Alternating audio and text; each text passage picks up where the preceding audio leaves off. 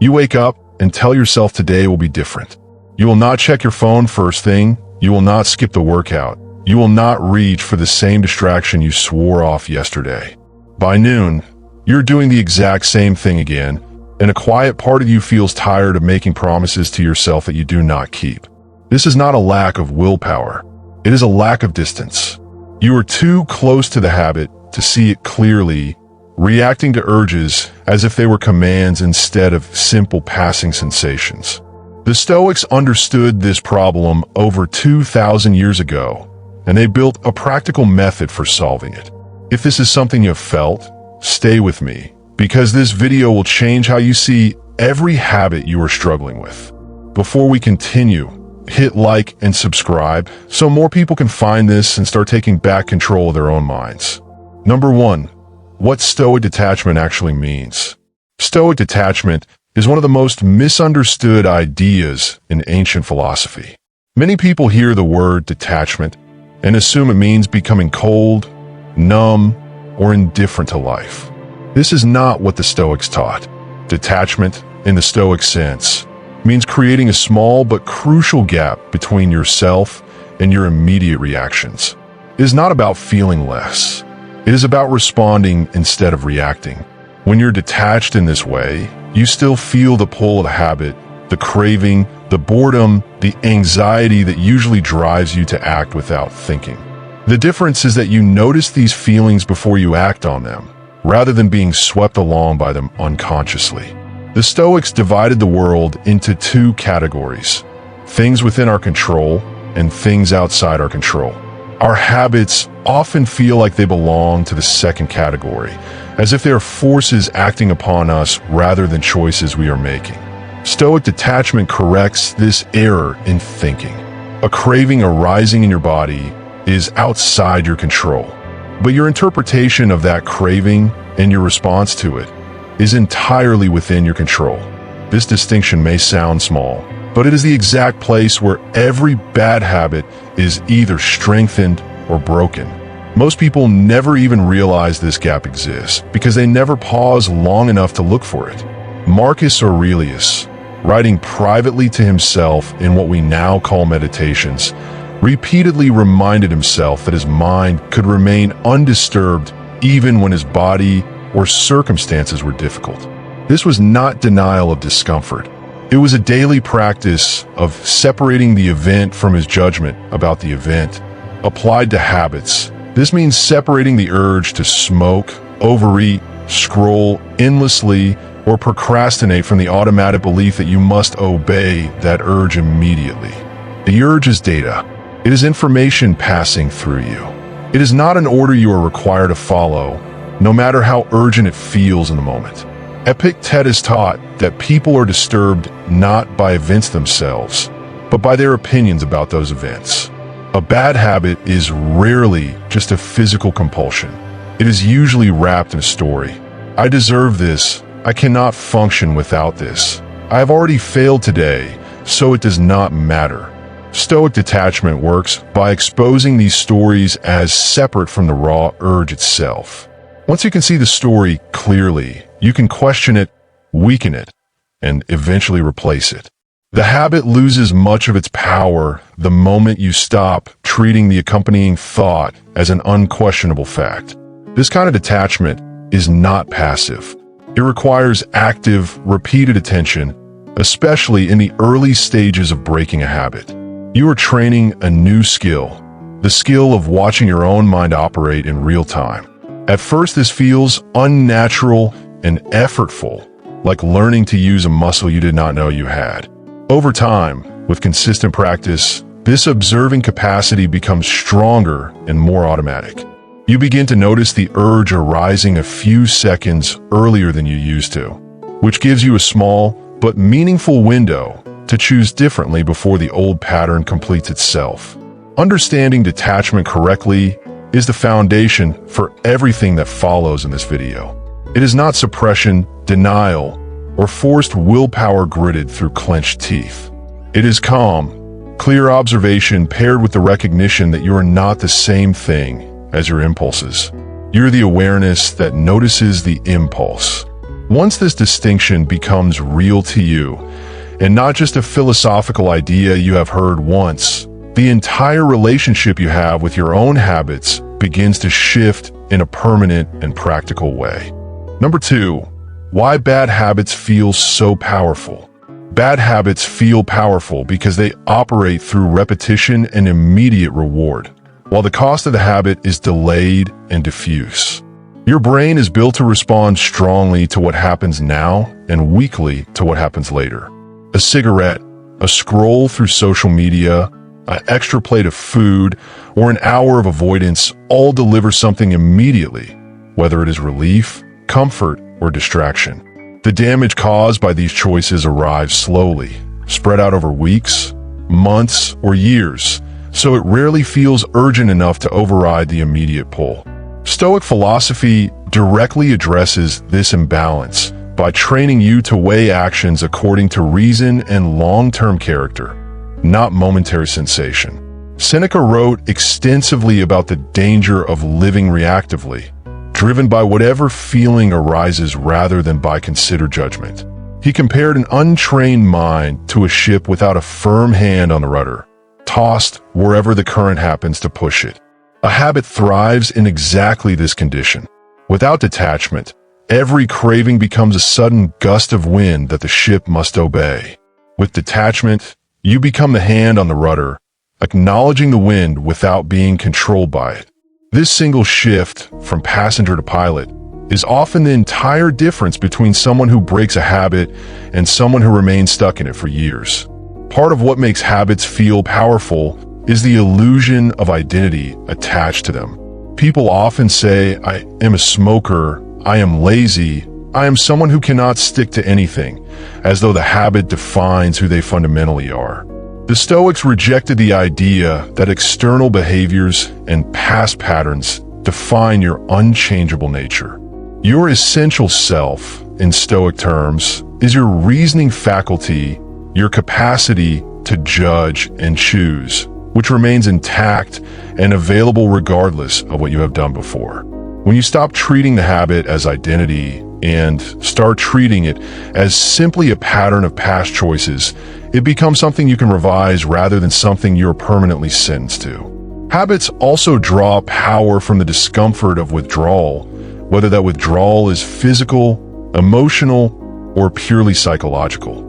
The mind interprets the absence of the habitual action as a kind of danger or lack, even when no real danger exists.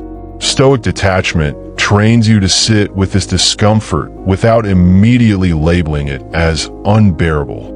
Marcus Aurelius often reminded himself that pain and discomfort are simply sensations, and that suffering is added by the mind's exaggerated reaction to the sensation, not by the sensation itself. Applying this to habit withdrawal means recognizing the restlessness or craving as temporary and survivable, rather than as evidence that you must immediately relieve it. There's also a social and environmental dimension to why habits feel so powerful. Modern life is engineered, often deliberately, to trigger automatic responses through notifications, convenient food, and endless entertainment designed to capture attention. The Stoics could not have predicted smartphones, but they understood the general principle perfectly.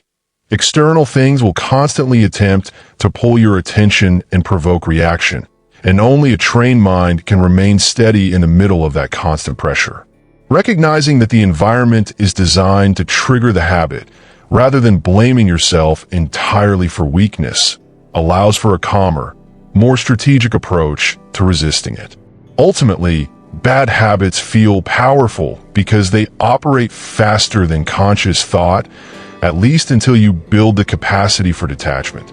The goal is not to eliminate the urge instantly, which is rarely realistic, but to slow down the gap between urge and action just enough for reason to enter the process. Every time you successfully insert even a few seconds of awareness before acting, you weaken the automatic nature of the habit slightly. Repeated over weeks and months, this small, consistent widening of the gap is what eventually breaks the pattern's grip, not through force, but through steady, patient awareness. Number 3. The dichotomy of control applied to habits. The dichotomy of control is perhaps the single most practical tool the Stoics left us, and it applies directly and powerfully to breaking bad habits. Epictetus taught that some things are up to us, namely our judgments, intentions, and actions, while other things are not up to us, including our initial impulses, bodily sensations, and the reactions of other people. Applied to habits, the craving itself is not entirely up to you. It arises from years of conditioning, biology, and environment. But your response to the craving, what you choose to do in the next moment, is completely up to you. This distinction removes an enormous amount of unnecessary guilt and self-blame that often accompanies the struggle to change. Many people exhaust themselves fighting a battle they cannot fully win, namely trying to stop feeling the craving altogether. Stoic philosophy redirects the effort toward a battle you can actually win, choosing your response regardless of what you feel. This reframing is not a minor semantic trick. It fundamentally changes where you place your attention and energy. Instead of white-knuckling against a wave of desire and hoping it disappears, you accept that the wave will come, and you focus your entire effort on the one thing within your control, which is what you do next, regardless of how strong that wave happens to be. Applying the dichotomy of control also means releasing the need for the process to be comfortable or convenient. Many people quietly quit their efforts to break a habit because they expected the discomfort to end quickly, and when it did not, they concluded something was wrong or that they lacked the necessary strength. The Stoics never promised comfort. They promised that virtue, meaning acting well according to reason, was the only true good, regardless of the surrounding difficulty. Breaking a habit rarely feels good in the moment. The satisfaction comes from the character being built through the choice, not from the immediate physical experience of resisting the urge. This principle also protects against the common trap of blaming external circumstances entirely for a failure to change. Stress, a difficult schedule, other people's behavior, or a hard week are frequently used as explanations for slipping back into old patterns. While these factors genuinely make the situation harder, the Stoics would point out that the difficulty of circumstances does not remove your ability to choose your response within them. Acknowledging the difficulty honestly, without using it as a permanent excuse, keeps you anchored in the part of the equation that you actually control, which is always your next decision, regardless of how unfavorable the surrounding conditions may be. A practical way to apply the dichotomy of control daily is a short mental exercise performed the moment a craving arises. You silently name what is happening. This urge is not up to me. My response to it is up to me. This simple, almost mechanical labeling interrupts the automatic pathway between impulse and action. It sounds almost too basic to matter, but the Stoics valued exactly this kind of simple, repeatable practice over complicated theory. The power comes from consistency, not complexity. Done daily, across weeks and months, this small labeling habit rewires the automatic response pattern that the bad habit originally relied upon. Over time, applying the dichotomy of control to habits produces a durable kind of confidence that is different from motivation. Motivation rises and falls depending on mood, energy, and circumstance. The confidence built through consistently choosing your response, regardless of how you feel, is far more stable because it is rooted in something you always have access to, your own judgment and choice. This is the deeper promise of Stoic philosophy applied to habit change. It does not offer a life free of cravings or difficulty. It offers a stable center from which you can meet every craving and difficulty with the same calm, deliberate response. Number 4, the practice of the impartial observer. One of the most useful mental tools the Stoics developed is the practice of observing your own thoughts and impulses as if you were a separate, calm witness rather than the one experiencing them directly. This is sometimes called the practice of the impartial observer or impartial spectator. Applied to habit change, it means noticing the craving arise and mentally stepping back, almost as though watching it happen to someone else, rather than being fully absorbed inside the experience. This small shift in perspective creates the exact distance needed to prevent automatic reaction, and it can be practiced deliberately several times a day until it becomes a natural response. This practice draws heavily on the Stoic understanding that you are not identical to your thoughts and feelings. Your reasoning faculty, called the hegemonikon in Stoic writing, is the part of you capable of observing thoughts rather than being swept away by them. When a craving for the habitual behavior arises, the untrained mind fuses completely with that craving, experiencing it as an urgent, overwhelming demand. The trained mind, practiced in this kind of observation, experiences the same craving as a passing event, noted and acknowledged, but not treated as an instruction requiring immediate obedience. A simple way to practice this daily is through brief, honest self-narration in the moment. When the urge arises, you silently describe what is happening in plain, factual language. I am noticing an urge to check my phone. I am noticing tension in my chest. I am noticing the thought that I deserve this right now. This factual, almost clinical description strips away the emotional intensity that usually accompanies the urge. It converts a vague, powerful feeling into a specific, nameable event, and specific events are far easier to manage calmly than vague, overwhelming ones. The impartial observer practice also helps address the shame and self-criticism that often follow a lapse back into an old habit. Without detachment, a single slip often triggers a harsh internal narrative. I always fail at this. I have no discipline. What is even the point of trying? These thoughts, left unexamined, frequently cause people to abandon their efforts entirely. Observed from a distance, these same thoughts can be recognized simply as familiar, habitual patterns of self-talk, not as accurate final verdicts on your character. This recognition allows you to acknowledge the slip honestly, learn from it, and continue, rather than collapsing the entire effort because of one difficult moment. Marcus Aurelius practiced a version of this observation constantly throughout his private writings, examining his own reactions, correcting his judgments, and reminding himself repeatedly of what actually mattered. He treated his own mind as something worth studying carefully, not something to simply obey without question. This same discipline, applied consistently to habit change, transforms the entire process from a chaotic emotional struggle into something closer to careful, ongoing self-study. You're not fighting yourself. You are studying yourself, and studying leads naturally to better decisions over time, because clarity almost always produces better choices than confusion. With enough repetition, the impartial observer stops being a deliberate technique and becomes closer to a permanent background awareness. You begin catching urges earlier, describing them more calmly, and choosing your response with less internal struggle each time. This does not mean the habit disappears instantly or that discipline becomes effortless. It means the internal experience of resisting the habit becomes progressively less chaotic and more manageable, because you are no longer fused completely with every impulse that passes through your mind.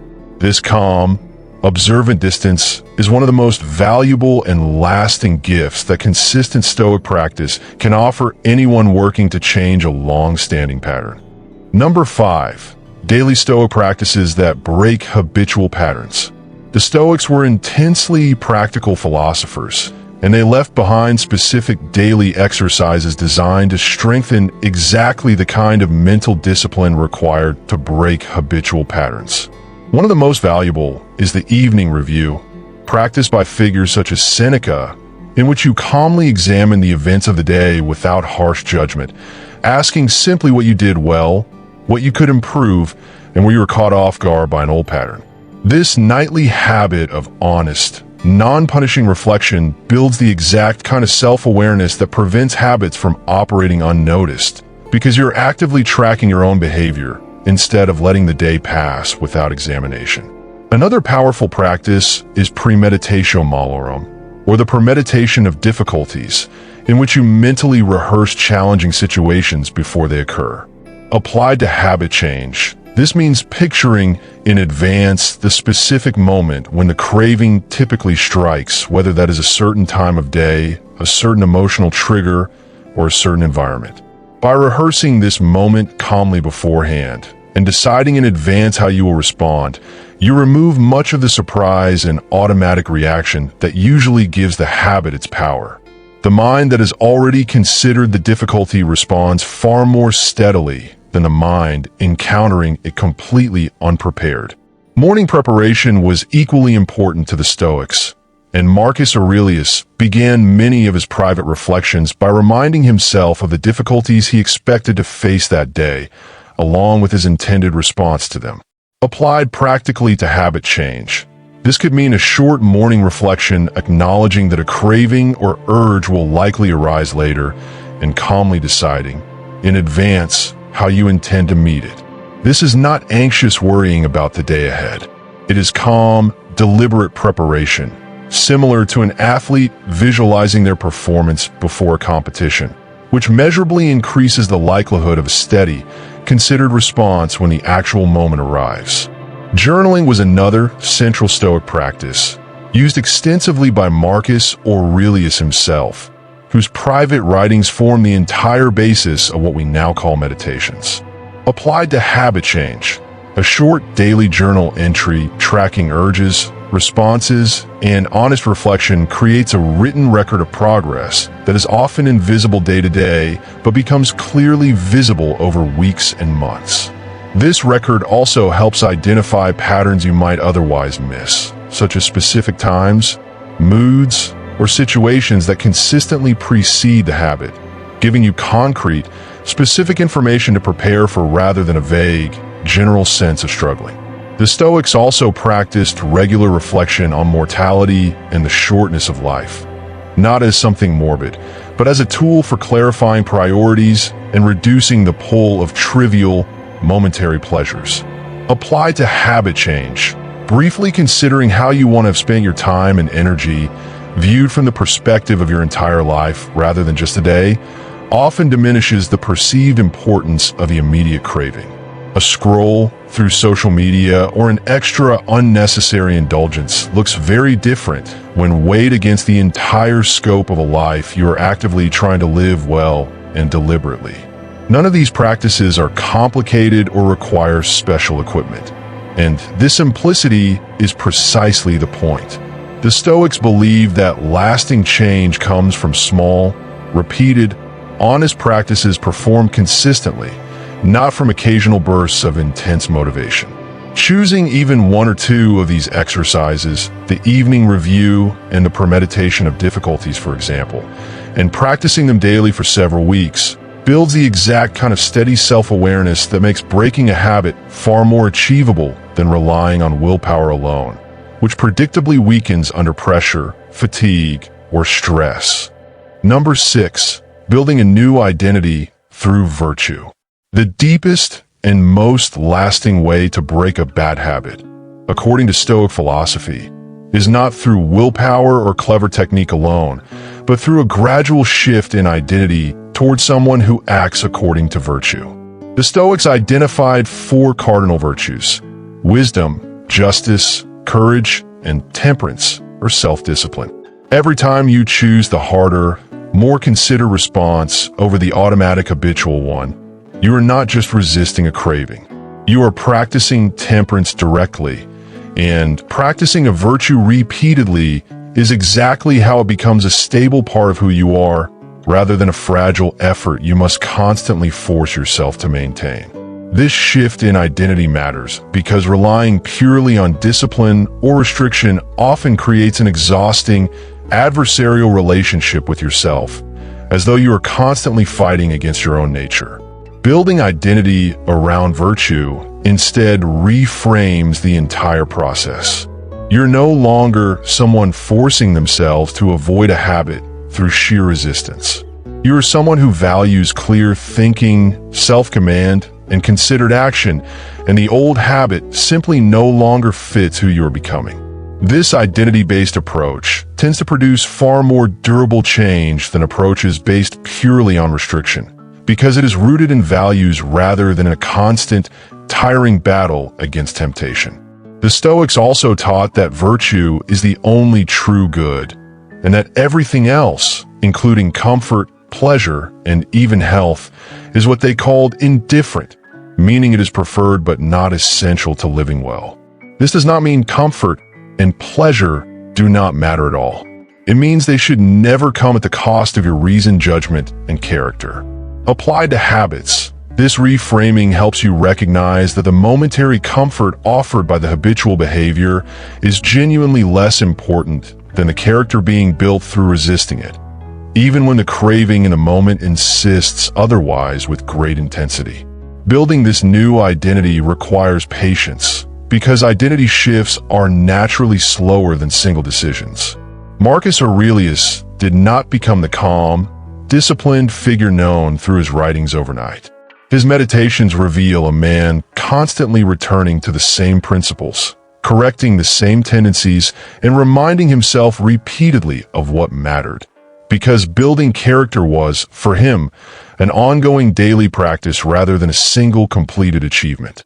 Applied to breaking a habit, this means expecting to return to the same principles repeatedly, without treating each return as evidence of failure.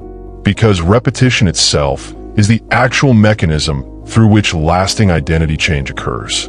There's also a quiet, practical confidence that develops as this new identity solidifies.